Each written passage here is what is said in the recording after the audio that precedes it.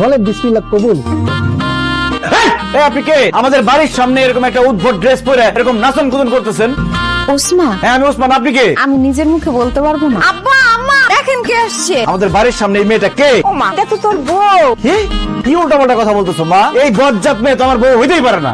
কয়দিন আগে তুই ওর টেলিফোনে বিয়ে করলি? আমি যারে টেলিফোনে বিয়ে করছি সে মাথায় হিজাব পরতো, শাড়ি পরতো, আর এই মেয়ে এরকম জিন্সের প্যান্ট তারপর কি গেঞ্জি মেঞ্জি পরে দাঁড়া রয়েছে। অসম্ভব, এই মেয়ে আমার বউ হইতেই পারে না। এই কথা আপনার জন্য যখন আমি ছবি তুলে পাঠাইছি তখন আমি হিজাব টিজাব পইরা শাড়ি থ্রি পিস এডি পরছি। আমায় জোর করছে, নাইলে তো আমি সবসময় এডি পইরাই ঘুরি। ওরে আল্লাহ, কি বলতেছে? তার মানে ছবিতে একরকম বাস্তবে আরেক রকম। আল্লাহ, আমি তো বিসমিল্লাহ ধরা খাই গেছি। এই ভালো কথা, তোমার এরকম কালা লাগতেছে কেন? আমার গায়ের রং তো হালকা ডিপ, এর জন্য আমার কালো লাগতেছে। তোমার গায়ের রং কালা মানে? তুমি না আমার টেলিফোনে কইছো যে তুমি মোলার মতো ফর্সা, তোমার আত্মীয় স্বজন মজা করে তোমার সাদা মোলা ডাকে। ওটা তো আম্মা শিখাই দিছে দেখা বলছে, আমি নিজের থেকে বলতে চাই না। বেঈমান, মিথ্যাবাদী, আমি তো আসলে সংসারই করব।